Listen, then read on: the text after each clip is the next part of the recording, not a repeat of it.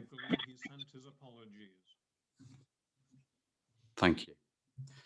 Councillor Peter Scott. I am here, but asking permission to leave. I'm having a little bit of trouble at home, family-wise, so I'll have to leave the meeting. I'm very sorry. I was going to join, but I can't now. So I will catch. Bye. Sure, thank you. Councillor Rhys Thomas. Present. Thank you. Diolch. Councillor Hugh Williams. Sorry, I missed that. Obliged. Diolch. Thank you. So that's clear now who is in attendance, and we are quorum. Moving on to the next point. Welcome to this meeting of the Licensing Committee being held on Wednesday the 23rd of June 2021. This meeting is being webcast with the exception of any interest that the committee resolves to exclude the press and public because of the likely disclosure of exempt information as defined by the Local Government Act 1972. That moving down to the terms of the paperwork and the agenda. The next item is item number 1, which is apologies. I think we've had one apology, haven't we, from Arwell Roberts, and I understand Councillor Peter Scott is likely to leave the meeting shortly. For completeness, are there any other apologies? Thank you. So without further ado, moving on to agenda item number 2, that's the appointment of a chair. I think to kickstart this agenda item, can I please invite any nominations, please? I'd like to nominate Councillor Hugh Irving, please. Can I second that, please, Councillor Williams? And could I, Tim, nominate Councillor Peter Prendergast? That's fine. Is there a seconder for the nomination of Pete Prendergast? I'll second Peter Prendergast. Thank you. Okay. Are there any other nominations in respect of the appointment of a chair? Remember, this is the appointment of a chair, not the appointment of a vice chair. No. Okay. Thank you. So I think the best way to resolve this then is we have 2 nominations for the appointments of a chair. We have the first nomination is Councillor Hugh Irving. And the second nomination is Councillor Peter Prendergast. I think if we can just go through then in order of the list for voting purposes. So if I can start with Joan Butterfield, if you can just indicate whether you vote for Hugh Irving or Peter Prendergast, please. So Councillor Joan Butterfield, who would you like to vote for? Peter Prendergast. Thank you. Councillor Hugh Irving is... Thank you. Councillor Brian Jones. Hugh Irving.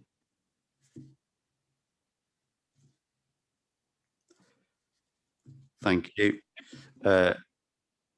Councillor Barry Mellor. Peter Prendergast. Thank you. Councillor Melvin Mile. Hugh Irving. Councillor Mervyn Parry. Hugh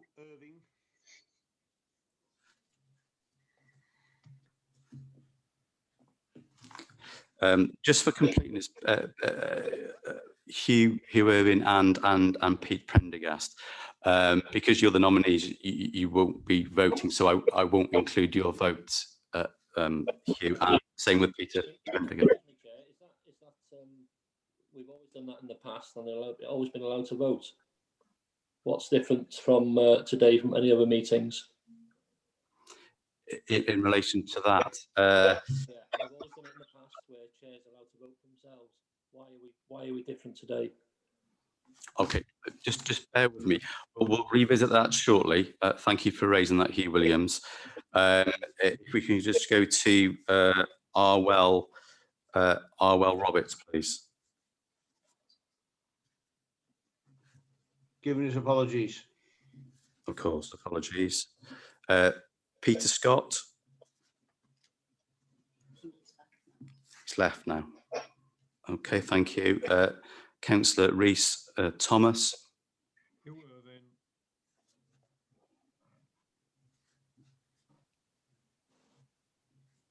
And finally, Councillor Hugh Williams.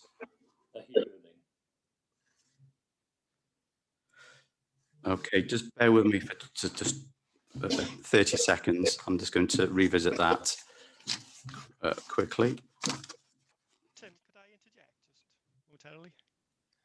Yes. Yes, there has been a convention in some places that the chairs don't vote for themselves, or on some other matters, in fact, in committee terms, but legally there is no prevention for the chair from voting. And here we have allowed the chairs to vote in line with sort of committee law. In some other places, though, there is a local convention that, yes, if you were standing for chair, you wouldn't vote for yourself. In this case, of course, they would cancel each other's out in any case. Yeah. So it wouldn't affect the result. But I think that's the situation. Thank you. I'm grateful. And yeah, that's good. Thank you. So looking at I'm just going to count them.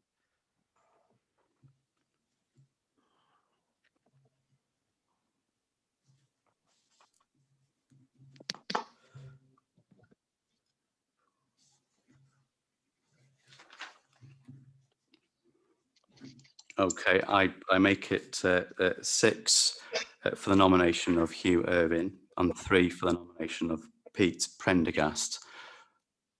Steve, can you just confirm that yourself as well for completeness, please? Yes, Tim, I think that was it. I think counting Peter Prendergast votes as well for himself, I made it 6-3. Thank you. So without further ado, we're pleased to announce the nomination of Hugh Irving as successful, and therefore Hugh Irving is appointed chair. Thank you. Good morning, everybody. Thank you very much for your confidence. I'll do my best to represent. Borodar, good morning, everybody. Thank you very much for your confidence. I'll do my very best to represent the committee as I've always done so in previous years, and I'm sure everything will go well and we'll all work together. So thank you very much indeed. I move now to item 3, which is the appointment of a vice chair. Is there a nomination, please, for the appointment of a vice chair? I'd like to nominate Peter Prendergast, if I may, Chair. I'd like to nominate Brian Jones, please, Chair. May I have seconders with 2 nominations? Are they seconded, please? Yeah, I'll second Peter Prendergast. And I see another seconder for Brian Jones. And I'll second Brian Jones. Thank you very much. Are there any other nominations? In that case, can we proceed to the vote, please, Mr. Dillon? Thank you. How would you want to read out the list again? I've no objection to do it in the manner we've just done it. Everybody comfortable at that? Yes. Yep. Thank you. Thank you. So this is for the appointments for the Vice Chair of the Licensing Committee. I'll go through the same list again, which is contained in page 3 of the documentation, starting with Councillor Joan Butterfield. Can you please either state that you nominate Councillor Peter Prendergast, or alternatively nominate Councillor Brian Jones? Thank you. I'm nominating Peter Prendergast, and I'll be voting for Peter Prendergast. Thank you.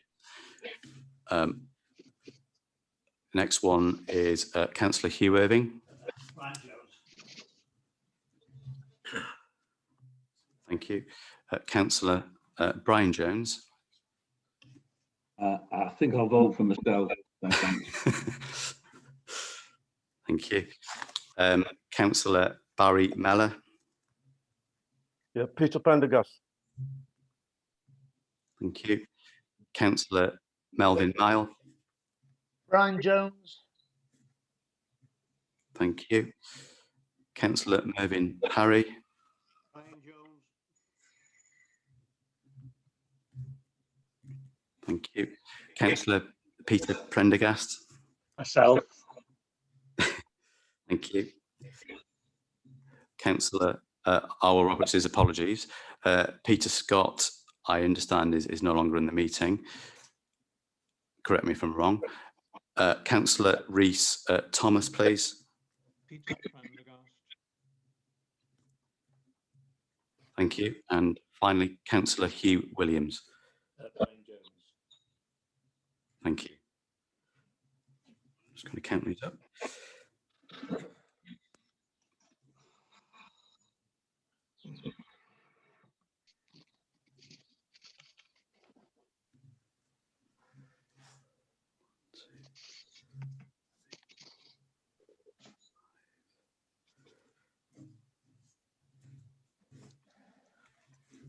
Right, I have 4 for Councillor Pete Prendergast and 5 for Brian Jones.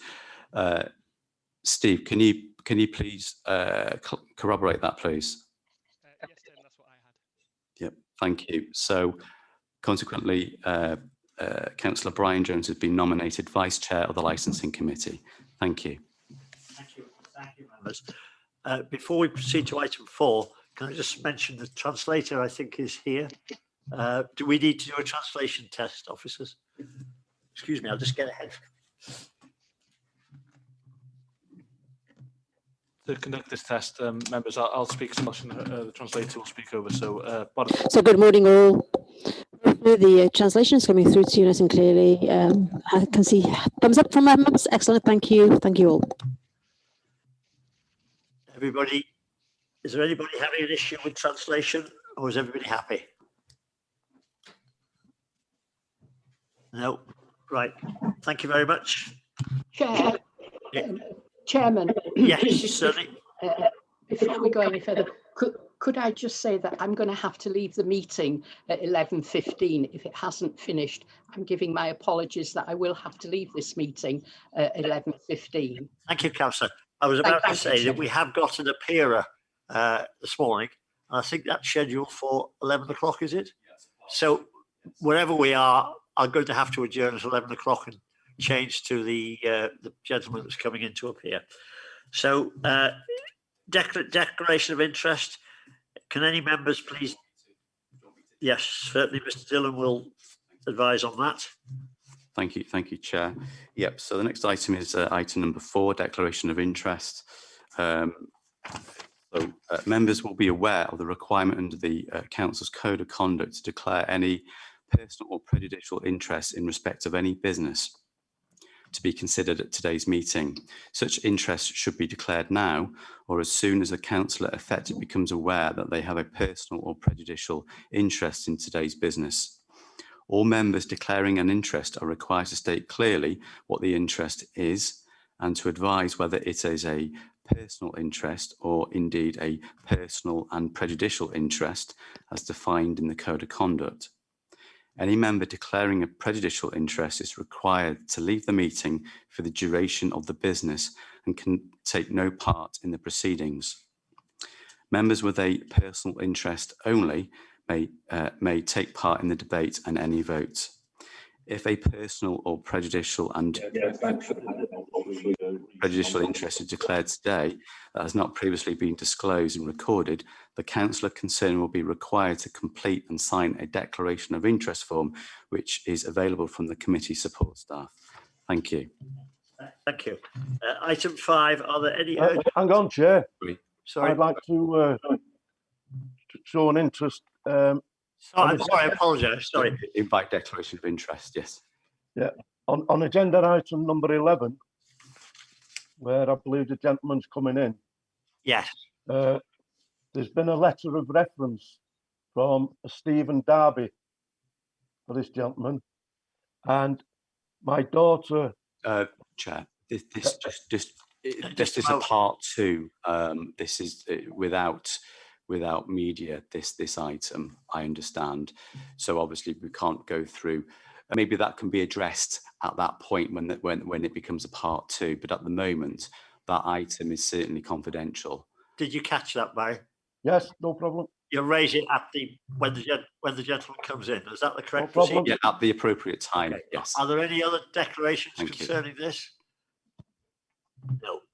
No other declarations of interest. Right. In that case, I'll go to item 5. Are there any urgent matters? I haven't been notified of any because I wasn't the chairman until 2 minutes ago. Officers, are there? No, I'm told there is nothing to be submitted. Can we then go, please, to item 6, which is the minutes of the last meeting, which you will find on page 9. Is everybody hearing me all right, by the way? Members? Yeah, good. Right, these are the minutes of the licensing committee held in Russell House Rill on the 4th of March at 9:30 a.m. And present, also present.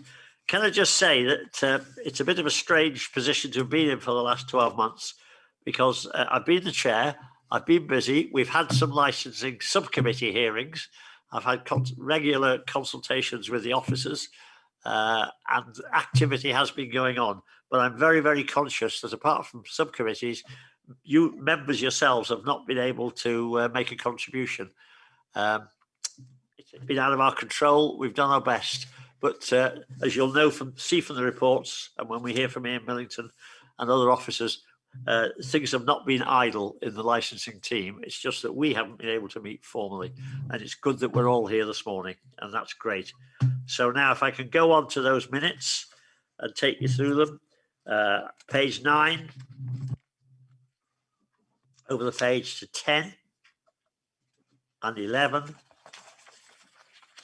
and 12 and 13 and 14 and 15 and 16.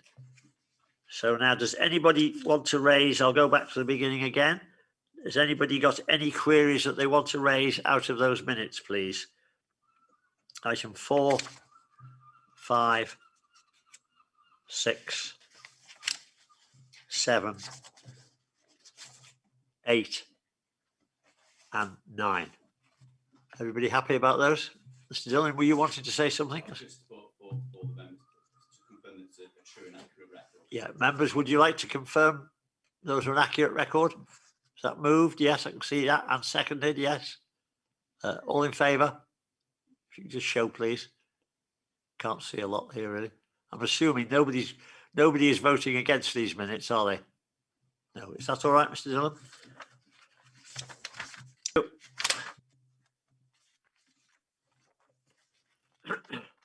We'll now move to item 7, which is a review of the Hackney Carriage and Private Hire Licensing Policy and Conditions, which you will find in your pack at page 17 to 88, please. Thank you, Chair. Thank you. This item is for members to consider reviewing the current Hackney Carriage and Private Hire Licensing Policy and Conditions to incorporate a new statutory standards published by the Department of Transport, along with the new recommendations published by Welsh Government.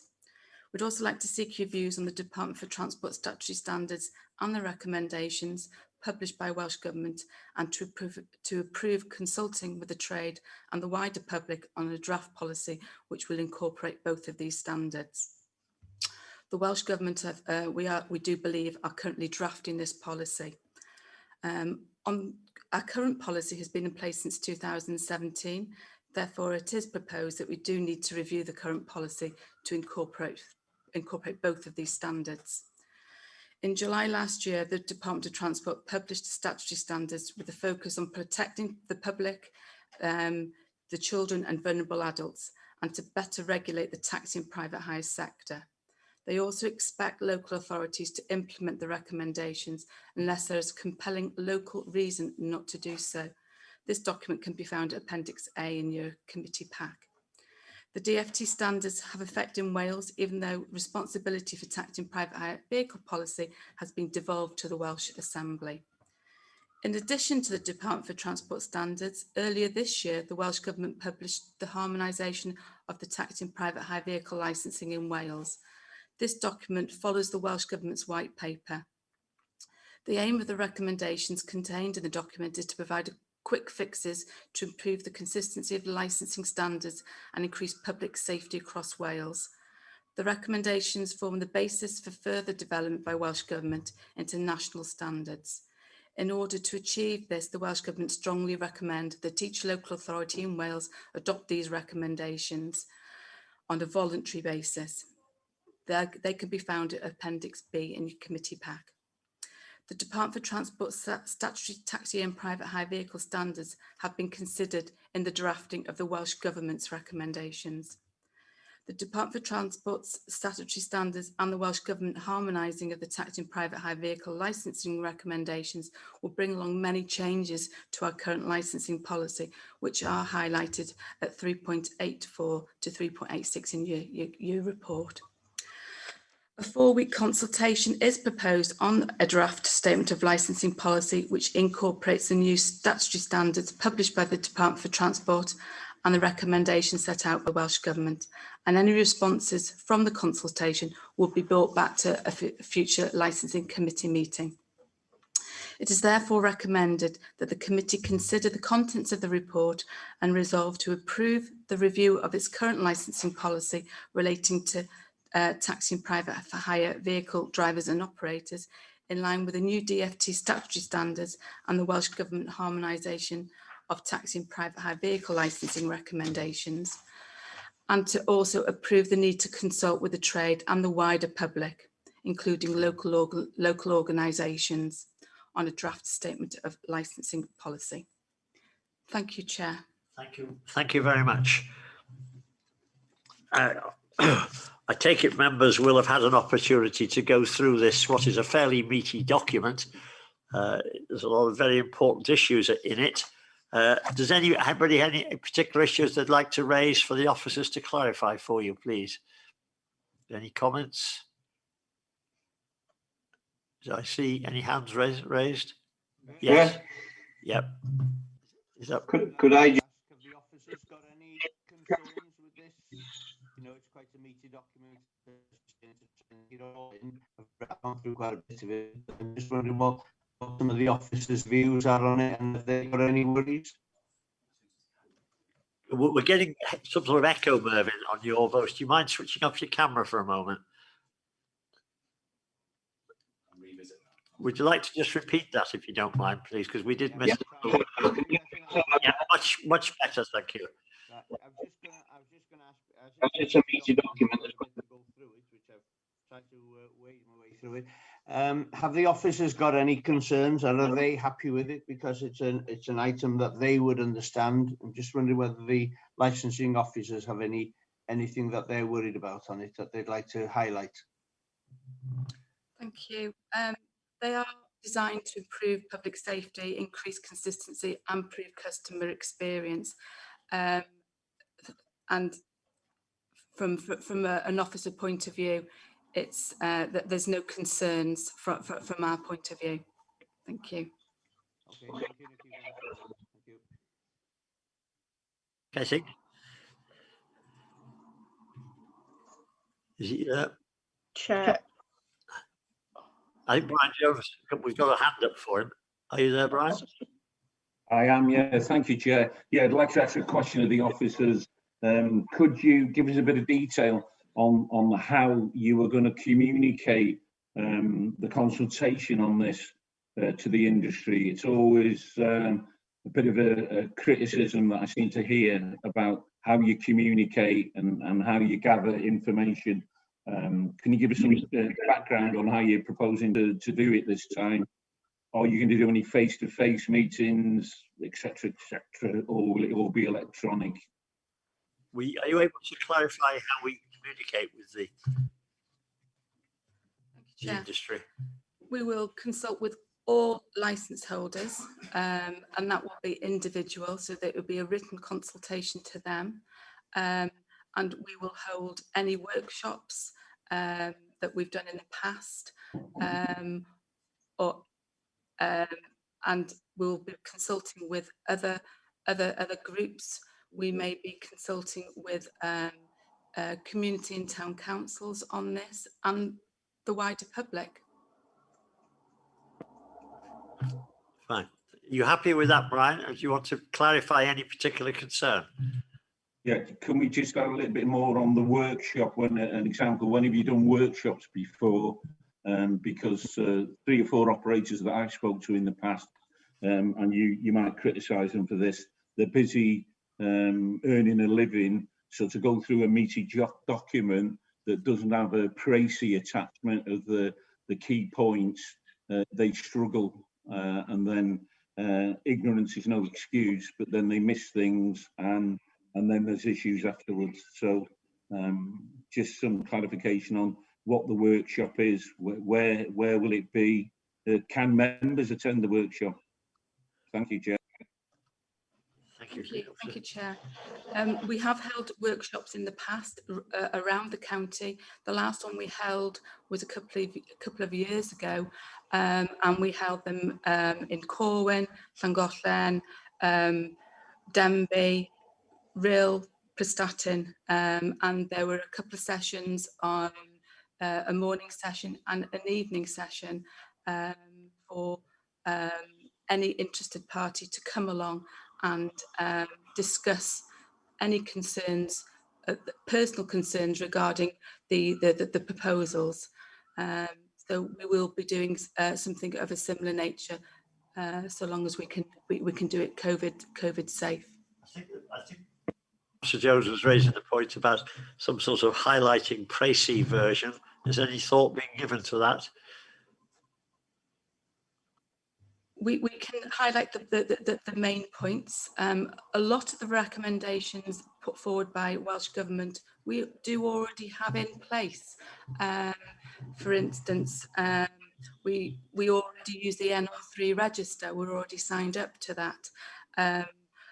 We do have the suitability policy for applicants already in place. So we will be highlighting the main changes to key stakeholders, but it is important that they see the whole policy as well and be satisfied that they understand it as a whole document. And my understanding would be, for personal understanding, would be that this goes to the taxi proprietor and it's up to him to either implement what's in it or cascade it down to his workforce. Is that correct?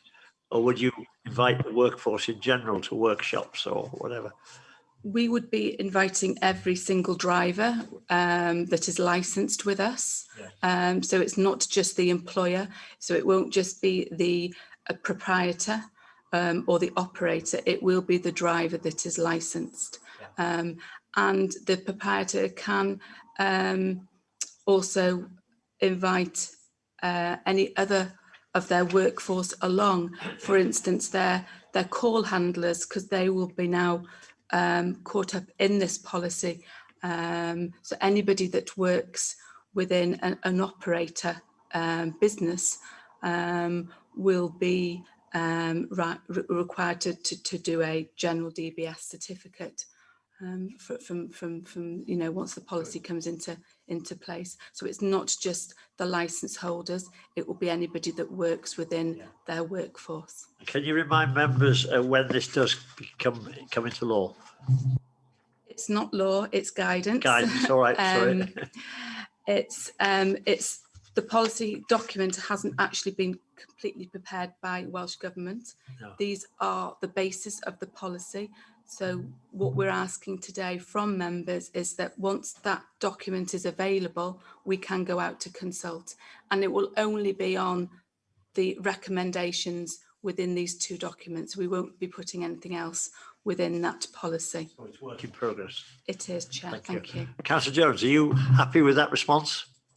Yeah, if you just go on, just on the recommendation at 5.1b, could the committee have sight of the consultation responses, or again, just a summary of them, so that we can gauge how's it gone and what is the type of feedback that's come?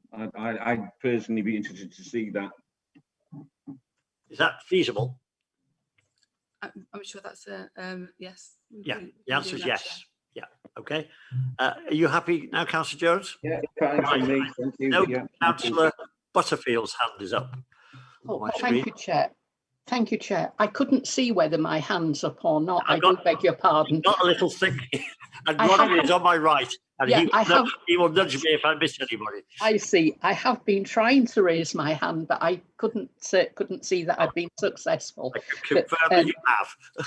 Yeah, thank you, Chair. I'm happy to move that we approve this review policy, and that we move it now on to further consultation with the industry. If that is needed at this moment in time, Chair, I'm quite happy to move that we move it and it goes out now to further consultation to the industry. Right. Thank you, Chair. Is there anybody who wishes to second your proposal? Yeah, I'm happy to second. Yeah, it's coming from Councillor Mellor, I think. Right, I think Mr. Dillon wants to speak to us. Just for completeness, the recommendations, sort of A and B. So so if you can read out A to approve, and then we need a seconder technically. Would you like to take each one separately? Please, for completeness. Fine. Okay. Thank you. If we could go to 5.1, unless there's nobody else I've missed out, I've got nobody showing they wish to speak. So I'm going to go to the recommendations.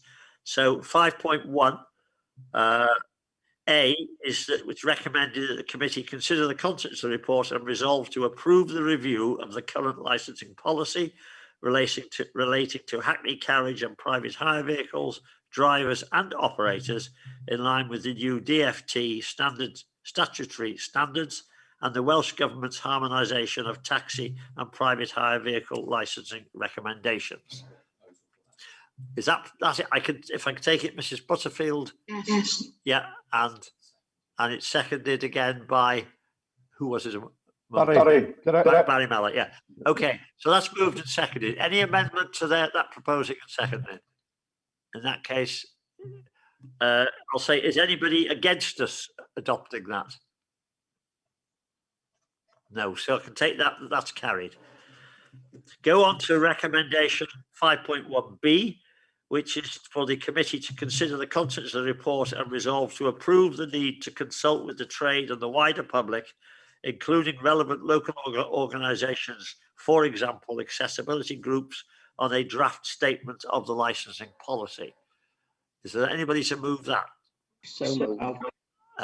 Is that Mrs. Butterfield again? Yeah, I'll move that. And Councillor Mellor, did I see again? I'll second. Fine. Any other amendments to that?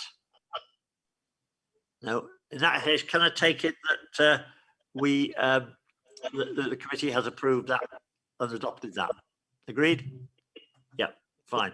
So that's all right, Mr. Dillon. Thank you. Well, thank you very much. Thank you, officers. That's really a very heavy document with an awful lot of content and an awful lot of possibilities within it. So I'm sure we'll hear a lot more about it. Thank you.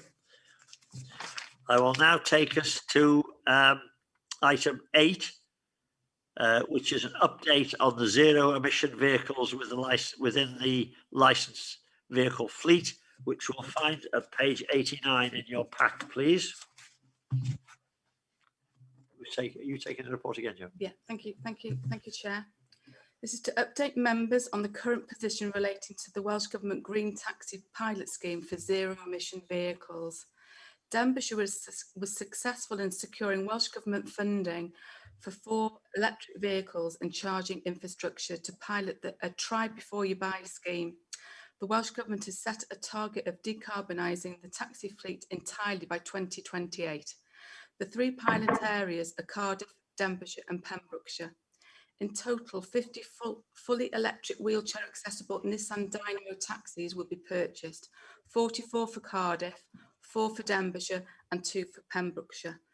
The associated charging infrastructure for the exclusive use of the taxis will also be installed in each area, and the pilot scheme will run for 2 to 3 years.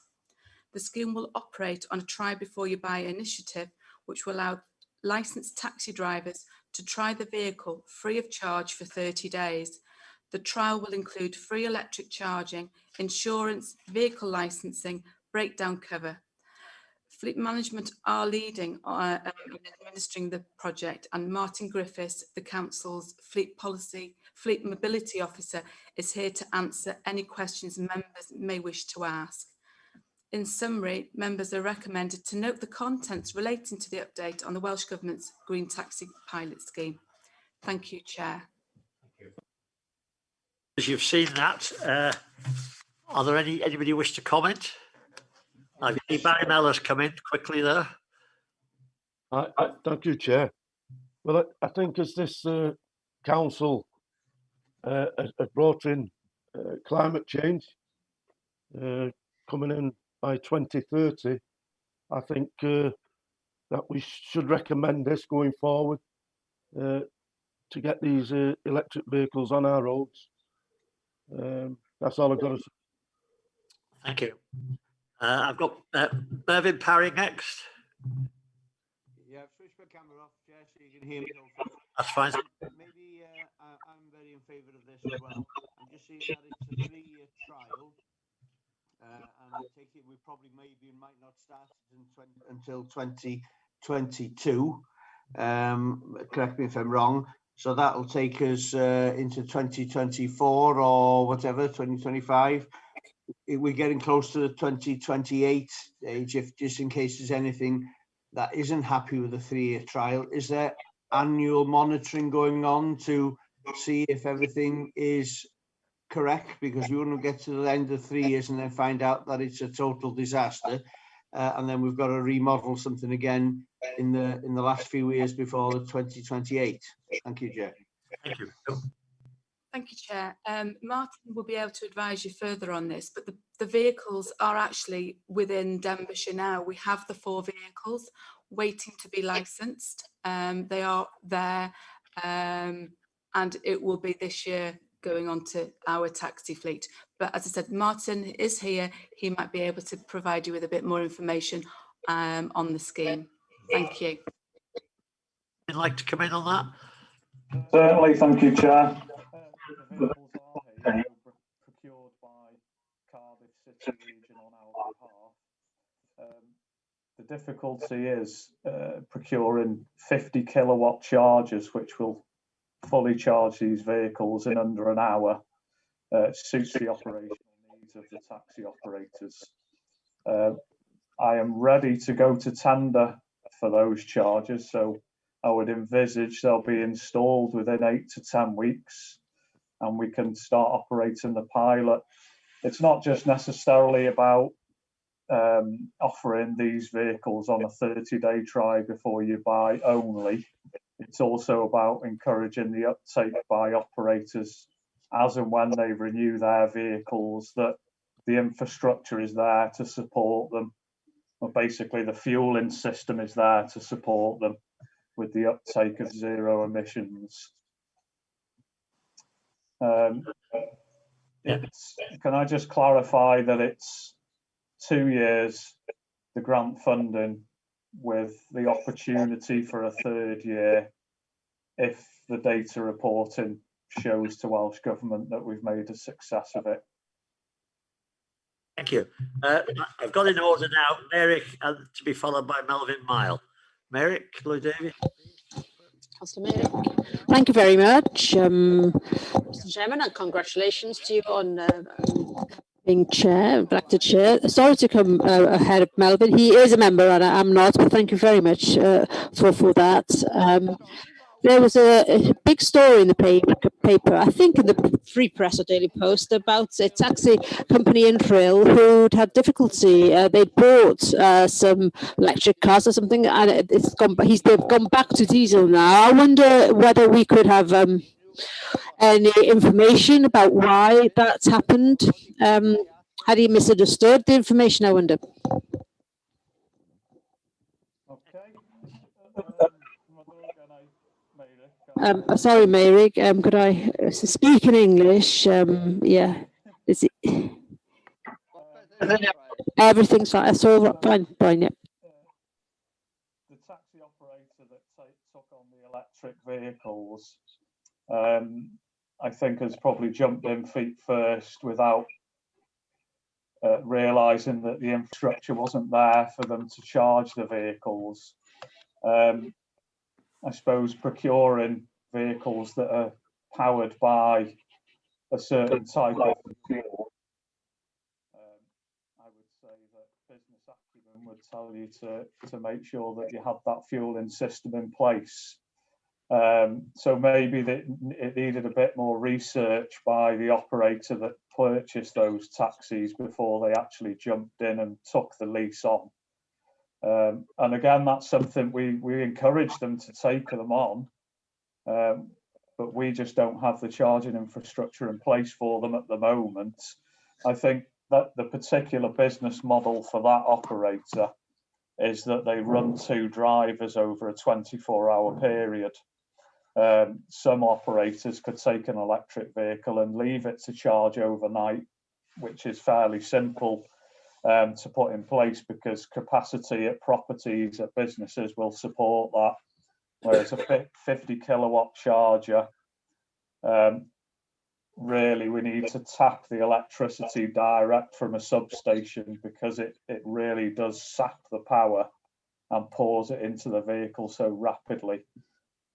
The only place that Denbighshire has got them, or sort of North Wales have got that capacity charger, is the A55 in the service stations. So we're working to develop it so that it'll suit all operators' business models. We'll see where we go with that, I suppose. I'm sure that operator will take electric vehicles again as soon as the opportunity arises because, as licensing committee knows, they're one of the front runners of taxi provision in Rill specifically. I've now got next speaker as Melvin Mile to be followed by Hugh Williams, but I notice Ian Millington wants to come in. So just in case it's something relevant to the discussion, can I bring you in now, Ian, please? Thanks, Chair. It was just reiterating what Martin said, actually. You're breaking up. Can you knock your camera off? That's it. Hopefully that's better. I was just going to reiterate what Martin said, to be honest with you, that he jumped the gun. There isn't enough charging stations available at the moment for his needs. So he went back and took them back. But I'm sure, as Martin had just said in his final words, that he'll be in the forefront, I would have thought, if and when electric vehicles start moving through the county, given the size of his fleet. Good. Good. Yeah, Mr. Cadell. Thank you, Chairman, and thank you, Martin, and to. Are you happy, Councillor Merrick? Yes, thank you. Thank you much. Thank you both. Yeah, thank you both. Thank you. Right, I've got Melvin Mile to be followed by Hugh Williams at the moment. Thank you, Chair, and congratulations on your appointment again. Thank you very much indeed. Could I just ask, where is it proposed that these taxis be based?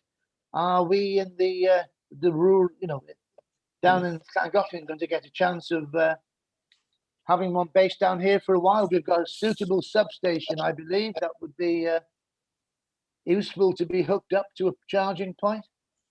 Thank you. Thank you. Any clarification for Councillor Llangollen? So who's coming in? Ian Millington, I think.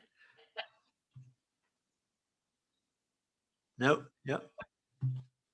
You'll have to switch your camera off. I think Martin will. Oh, it's Martin. Sorry. Part of the grant terms, which I'm sure I can share with councillors, is that we pilot this in the north, predominantly centred around Rill, which has got high levels of CO2 and NO2. And we can expand the pilot to the south. We have home chargers for the vehicles. We're looking at the provision of charging across the county, not just for taxis, but also for fleet vehicles. So we can expand the pilot over time.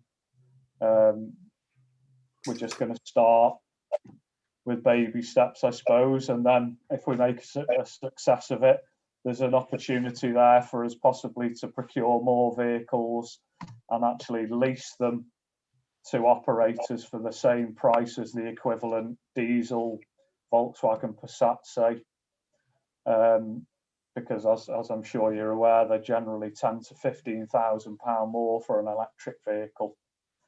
So the opportunities are there, and if you do know taxi operators that would like to take them on that have a charging provision, we can certainly visit that with you if you'd like. But predominantly it's based in the north around Rill and I suppose deprived localities to start with as part of the grant terms.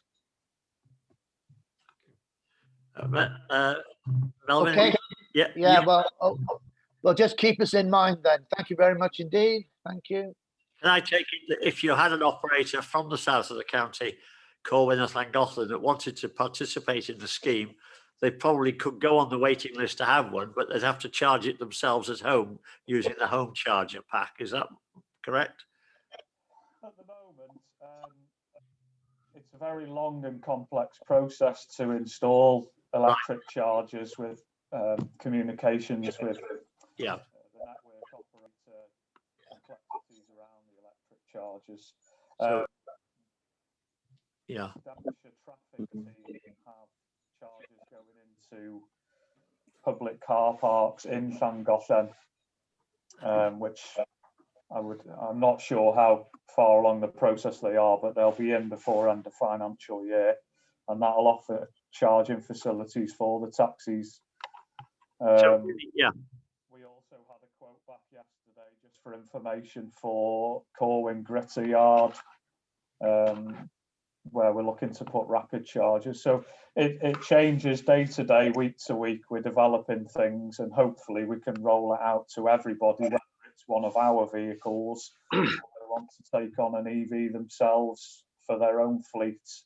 We'll support them as much as we can with charging provision, because there's also an opportunity for Denbighshire to recoup revenue, which again helps pay for more chargers and more vehicles. So it's a fast developing project.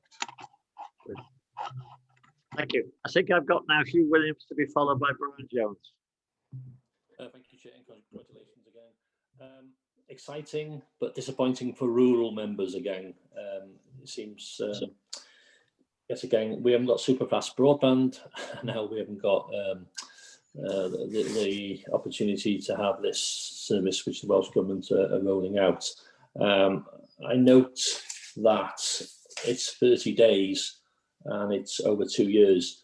How many operators have we got in Denbighshire, and do we think what the 3 vehicles are going to be, 4 vehicles going to be enough? Sorry, I work it out at 136 operators having the chance of trying these.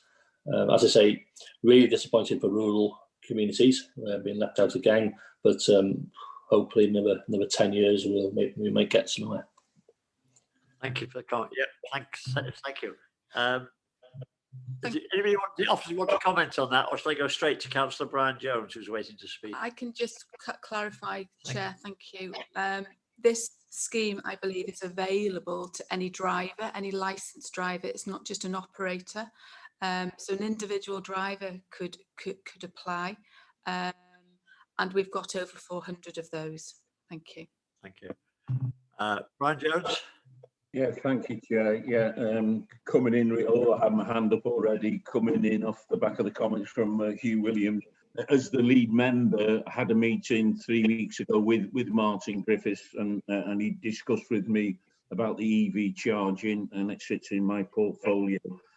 But I think the article that Councillor Merrick Lloyd-Davis referred to in the Free Press has showered a lot of bad publicity over what eventually will become an everyday occurrence, watching an electric vehicle taxi driving on the highways and byways. So I think if I can add Martin Griffiths to look at that point, bearing in mind, I think there's definitely a big negative wave now in real about electric taxis, and you'll have to get over that hurdle.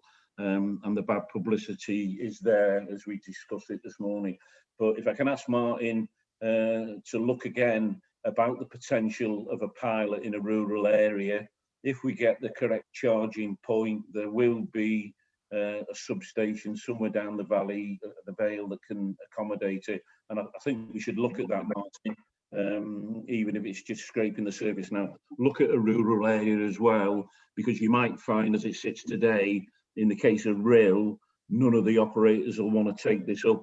And that's another debate that we need to get over, and obviously need to go and speak to them again to re-explain what it's all about and how it can work. But in the meantime, if there's no take-ups there, let's look at a rural area in Denbighshire that we could use it as a pilot, because ultimately we'll need it. It'll have to be done, and if we can tweak the system now and find a way, let's stick one in a rural area.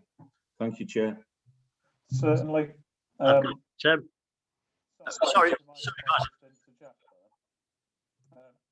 reassuringly, I've had an exceptional amount of interest from RIL and Prestatyn. With regards to the rural, any operator in Denbighshire can have the vehicle as long as it fits with their business model. Going forward, I know very early days that Transport for Wales are looking to make a charge park type area in Corwin, where the Traws Cymru bus network passes through between Barmouth and Wrexham. It's very early days, but there's a possibility of a charge park there to suit electric taxis, electric buses, electric bin wagons. But again, it's early days of discussion at the moment. But and again, this project is very early, so over the years we'll look to put charging provision in whole of the county, north to south, east to west. Good. Thank you. Thank you. I noticed Ian Millington's hands up. Is it just a rollover, or do you wish to come in again, Ian? Thanks, Chair. I was just going to say that given it's a pilot, the idea of that is to try and iron out any of the issues that might arise. So it would be a good opportunity to look at rural areas. We're quite, I suppose, unique in that we've got some urban and quite a significant rural area to manage. And if the scheme is across Wales, and Cardiff can be looking significantly at urban areas, might be an opportunity to look at do something for the rural environment somewhere. Thank you. Hugh Williams, you tried to come back in? Yeah. Thank you, Brian. Yeah, my concerns are, I appreciate what it's early days and it's just about starting. Can I just remind the officer what Corwin from Llanbedr to Clwyd is probably about half an hour. So it'd be half an hour there, half an hour back, and probably an hour charging. You've missed out Denby, you've missed out Ruthin, St Asaph. We really need to look at rural charging points, because these taxi businesses have suffered like everybody else in this pandemic, and we just really need to get these rolled out, not just in the south and the north, but right through the county. Thank you. Thank you. So my understanding here is, if I was a taxi operator or a taxi operator and he's wondering should I have electric taxis, he can apply to have one on the pilot scheme for what, 30 days is it? And in that 30 days, he can evaluate how it fits into his business or her business, and then could consider whether they then go out and canvass the trade for the best terms they can get. Is that more or less the principle behind the pilot? Yes, Chair, and they've tried before they buy. So it's a good way of trying an electric vehicle without actually having to have the initial outlay of spending, I don't know, 30, 40, 50,000 on a vehicle. I'd say, but if I was a taxi proprietor, I'd say, why wouldn't you give it a try? But however, that's just my view. Any more comments? I don't see any hands up. So can I move then to the recommendation, which is at 4.1, which is for, just basically, which is for members to note the contents relating to the update on the Welsh Government Green Tax Plan. Yeah, go on. Chair, proposed amendment. every major town in Denbighshire. Sorry, I didn't catch that, Hugh. What the charging points are put in every major town in Denbighshire, which are Rilke, Slatton, St Asaph, Denbigh, Ruthin, Corwen, and Llangollen. But that can't be part of the pilot. That would have to follow, wouldn't it? But I'm concerned what we're neglecting rural areas once again. Is that seconded? I don't see a seconder for that. Yes, there is now. Sorry. Yes. So that's moved and it's been seconded by Councillor Melvin Mile. Is there any comment, Mr. Dillon? Just that the recommendation contained in page 90 for 4.1, it was merely there was no decision required in relation to that. It was for members to note the contents really of the scheme, of the pilot scheme. Why can't we write back and say what we were concerned, what the rural areas have been neglected, and why can't we put them throughout all the towns in Denbighshire? For that recommendation to include the comments about members about the rural area. Yeah. Yeah. Is that okay? Yeah, that will be built into the recommendation. Right. So I take it nobody wishes to vote against that recommendation. In that case, I'm going to advise that it's carried. That's all right, Mr. Dunn? Yeah, it's just for information. I think it's a really heartening, good news story. That I only wish the pilot scheme would give us more vehicles than this one is going to. But I'd like to hope that the industry will take up the pilot with enthusiasm, and this will eventually feed through into people acquiring their own electric vehicles. It can do nothing but good. And we look forward to get the first pilot getting on the road. Maybe the chairman of the council might want to give it an official send-off or something like that, but that's another matter. Right, okay. We'll now move to item 9. I'm sorry, I'm looking at the clock because I'm conscious we've got an appearer. Item 9, which is the review of the street trading policy, which is at page 91. Okay. Who's taking that? Is that? That's me, Chair. Thank you. Okay, thank you very much. Boridar, everybody, good morning. The purpose of this report is to inform members of the current position with regard to a review of the street trading policy in Denbighshire. As some members may recall, work has been ongoing in drafting a street trading policy, and we're seeking members' view on the revised draft policy attached to Appendix A. This version has been developed with a view to providing a policy which is fit for purpose, which addresses the concerns for all who may be affected. And this decision will be made under the Local Government Miscellaneous Provisions Act 1982, Part 3. The Local Government Miscellaneous Provisions Act defines street trading as the selling, exposing or offering articles for sale in a street, and the relevant part of the Act was re-adopted by the Council in June 2002. And the definition of a street is wide-ranging and includes any road or footway, beach, etc., to which the public have access without paying. And service areas is defined under Section 329 of the Highways Act 1980. Any person wishing to trade on the streets in the county needs to apply for consent from the licensing authority. This is because the licensing authority has designated all streets in Denbighshire as consent streets for street trading purposes. There is a couple of exceptions to this, which is that streets in and around Rhyl and Prestatyn town centres are designated as prohibited streets where no trading is permitted to take place. And that's Appendix I to the draft policy. In 2015, members authorised officers to review the street trading policy approval procedures in order to address difficulties with the current regulations and suggest improvements to better regulate and support street trading in the county. Switching your camera off, please. You're I'm breaking up. sorry, it's All right. echoey, isn't it? Fine. Just one moment.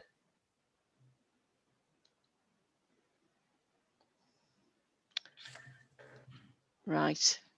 Okay. So, as we said, a draft policy was considered by the licensing committee in December 2016. It was agreed that an initial consultation be undertaken with the city, town and community councils, along with internal departments.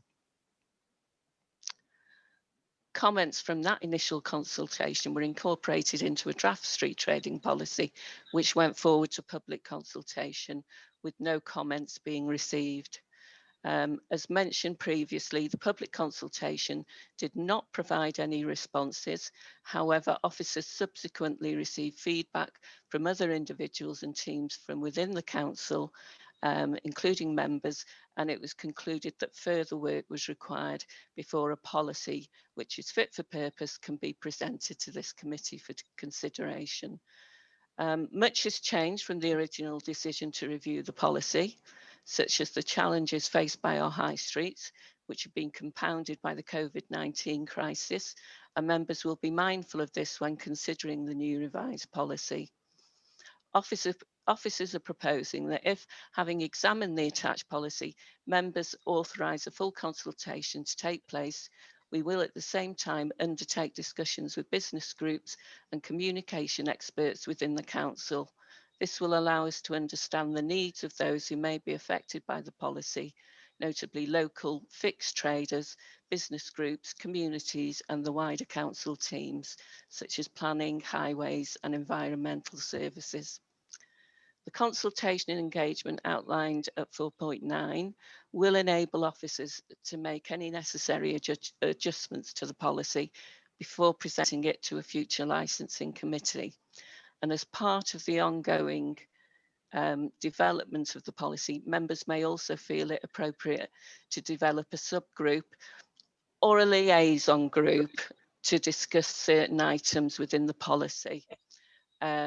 Which can sort of decide how best the policy can support permanent outlets and street traders, given the changing landscape of our high streets and retail areas.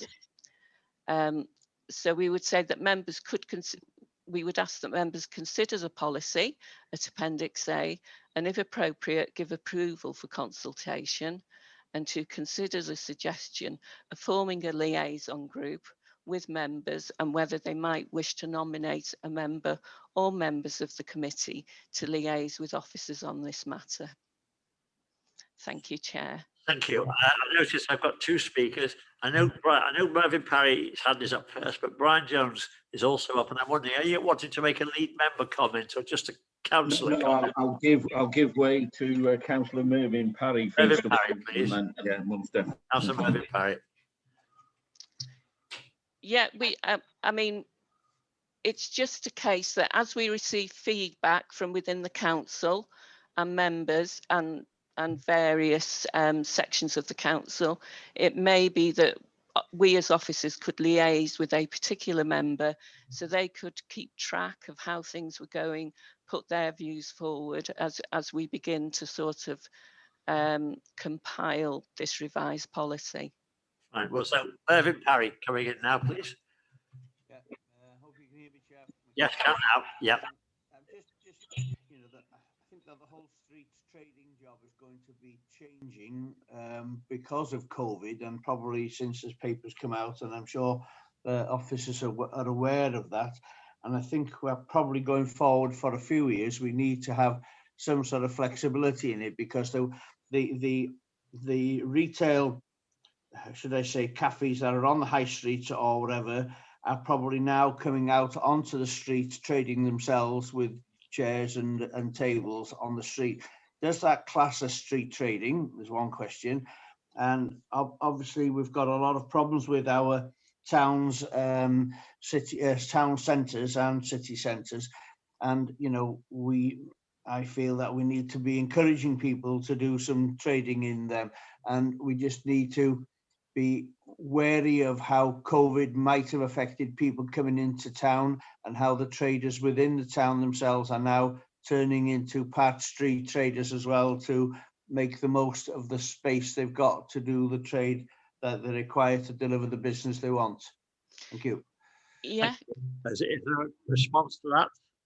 Yeah, in response to that, if they're coming out onto the pavement, they would require a pavement licence from our highway section.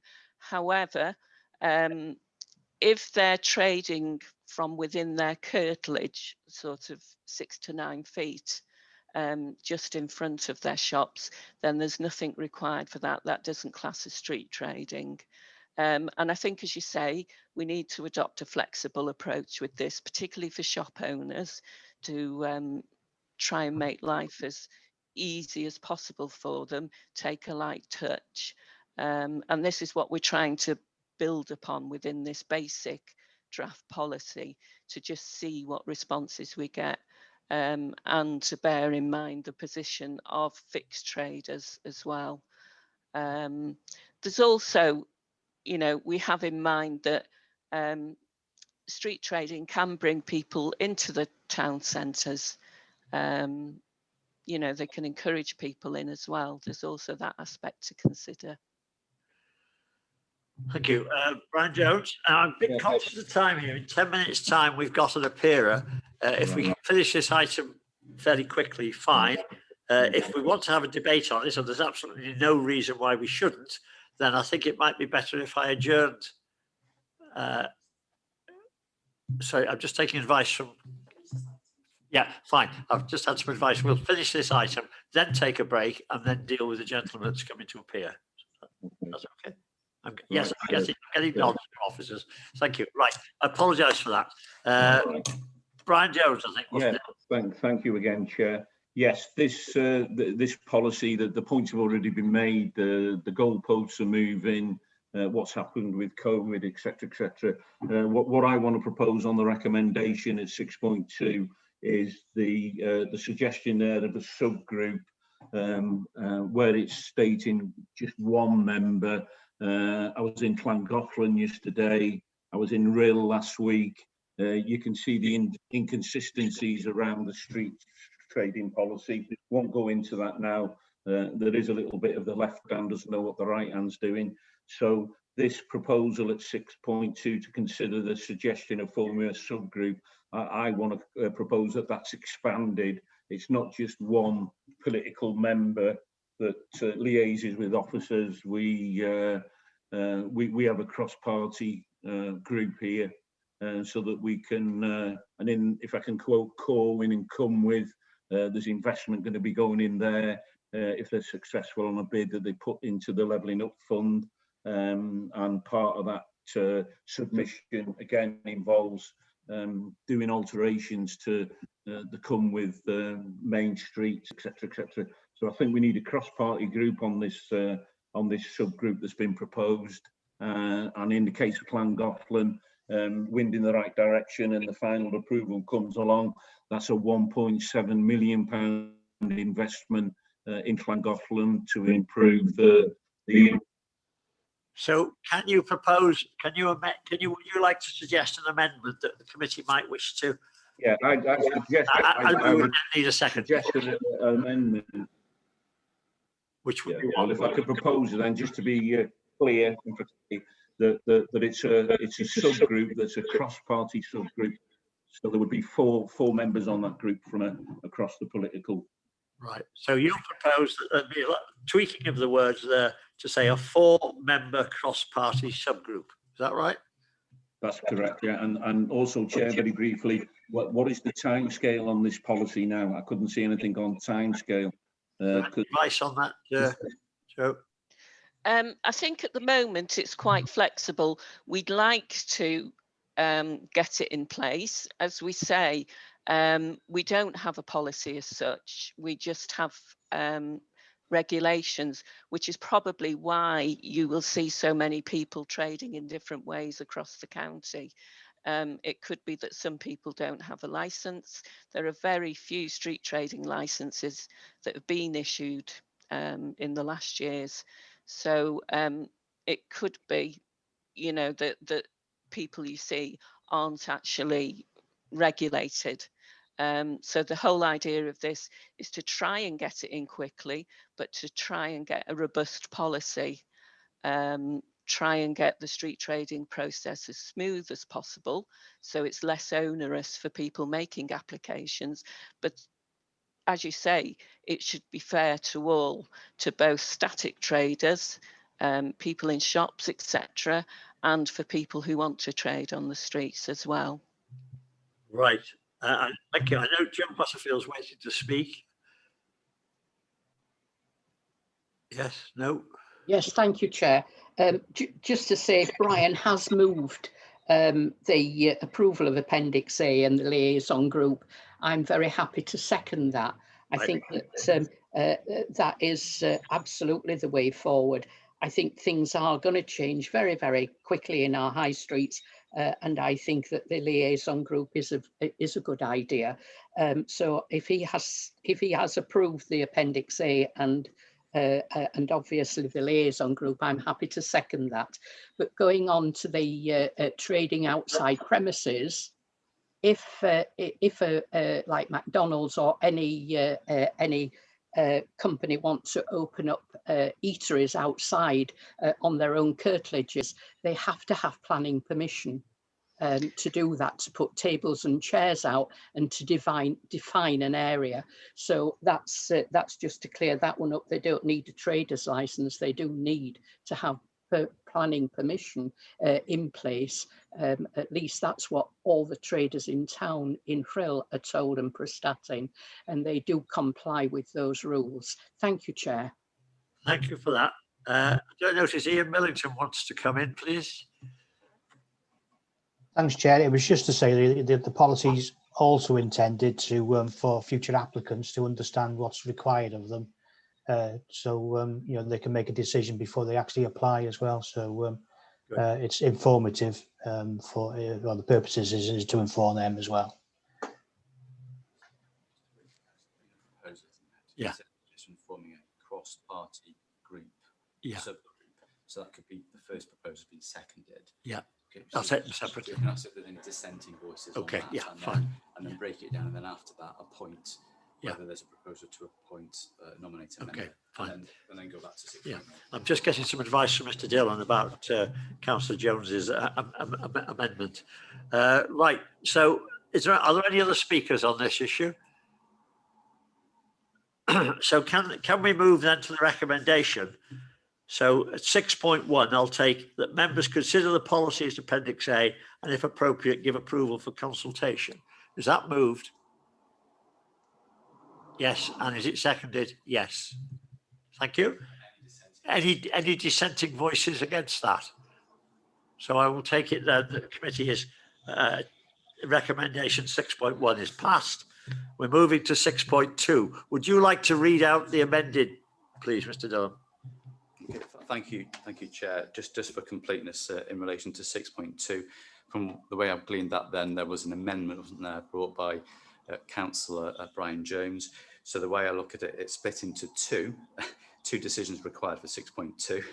The first is to consider, correct me if I'm wrong, to consider the suggestion of forming a cross-party group, a subgroup in relation to this matter. I understand that was proposed by Councillor Jones, and it was also seconded as well. Can we just confirm, has that been Councillor Jones, are you content with that? Is that did you attach that, and I believe Councillor Butterfield has seconded that. Yeah, yes.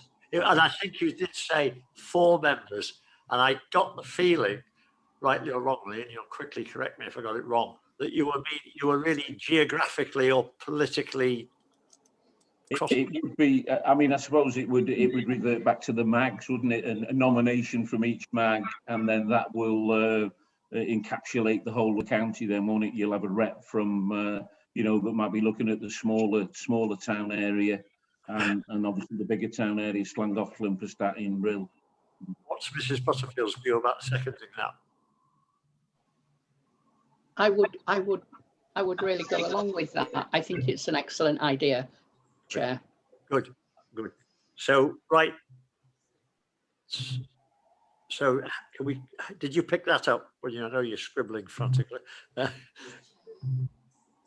We've got 6 mags now. So it now becomes, and then the licensing committee itself isn't represented on the subgroup. Is this raising a problem now? Unless, how could we enact this? So the suggestion of forming an appropriate cross-party group.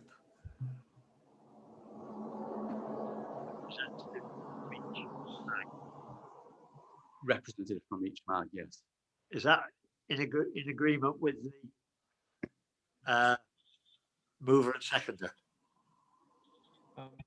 Chair, can I? Yes, please, ma'am. Intervene at that point. There's quite a difference between it being a cross-party group with people on it and the representative. Sorry, Chair. From each mag. I can't hear. I'm sorry, I can't hear. Chair. Sorry, Chair. Can you hear me? I think there's a problem with your sound. I don't know whether switching the camera off might be helpful. But I don't.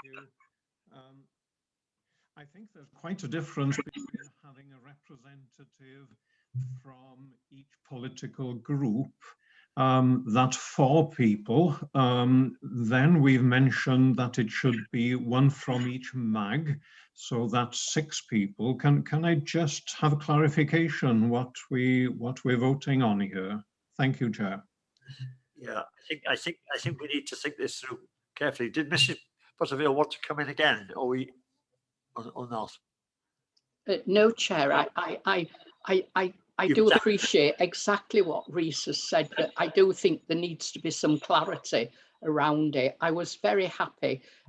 I just think it is a much better idea to have the representation from mags, because of course, as Brian said, that would encapsulate rural areas with smaller towns, and it would be a better representation, if I might say, than a political group.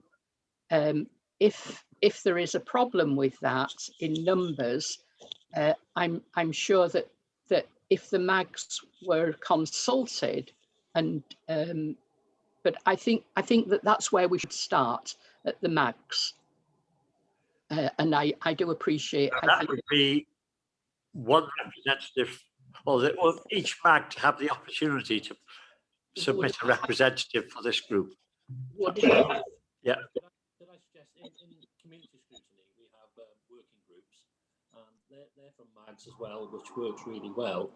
But as a chair, I sat on that. It's the flooding issues throughout the county. Would it be a suggestion either yourself or the vice chair from this group sits on that group as well, so you can report back? Is the subgroup getting too large? I just think you might want to consider simplifying it somewhat, really, making it user friendly. Just trying to work out whether Councillor Brian Jones could assist really as the proposer with his proposal. Just trying to think of, do you want to revisit that, Councillor Brian Jones?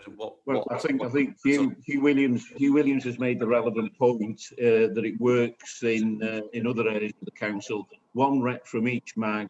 If it's the chair of the licensing committee sits on that group as well, it's simple. It works, doesn't it? Because it's working already. It'll fall in line with the constitution of the council. Won't be a problem with putting a remit together. It'll all fit nicely, and it won't be oversubscribed. It'll just be how we work in other task and finish groups. And what the group needs to do is to obviously complete its work before the end of this council, to hand over a nice packaged up set of recommendations. So that would be my proposal. We go with the mags. So liaise with the officers of the chairman, or in absence the vice chairman of the licensing committee, plus a representative from each mag. Correct? Correct. Yeah. I support that as well, Chair. Good. Okay, that's seconded. Yeah. Well, it's been seconded. Yes, I'm happy with that. Yeah. Right. Lovely.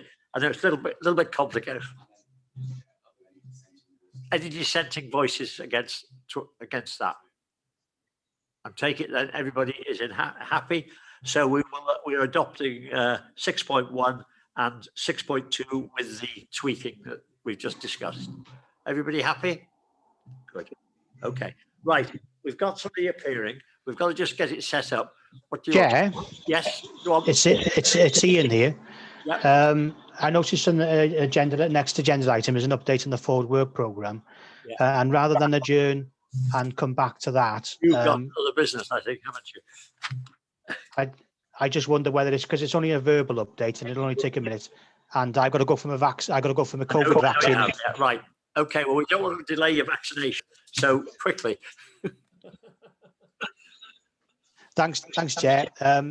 Given the last 12 months, the forward work programme has somewhat fallen off the agenda, and so I'm proposing for the next committee is to redraft what we've currently got and add into it some significant ones that we'll have to look at in the future. Those being lots of stuff in relation to the taxis, including any electric vehicle incentives or schemes that might come up on that. Certainly the street trading is going to be on the forward work programme, and there are also lots of small things that are due for review in the next couple of months. So the proposal is, or the recommendation is, to bring a formal forward work programme to the next committee. Simple as that. Right. Thank you. You've heard Mr. Millington's recommendation. Can somebody move that we adopt that? And second? Yes, that's moved and seconded. Thank you very much indeed. Any dissenting voices? No. Right. You can go off to be vaccinated now. Thank you, Chair. My apologies for having to go. Thank you. Right, I've got 10 minutes. Chair. Yeah, go on, Barry. Could I just ask, before you go off on a 10-minute break, that we move into part 2? We are. As I want to put in an interest, and if I've got to leave the meeting, then I'll leave it now.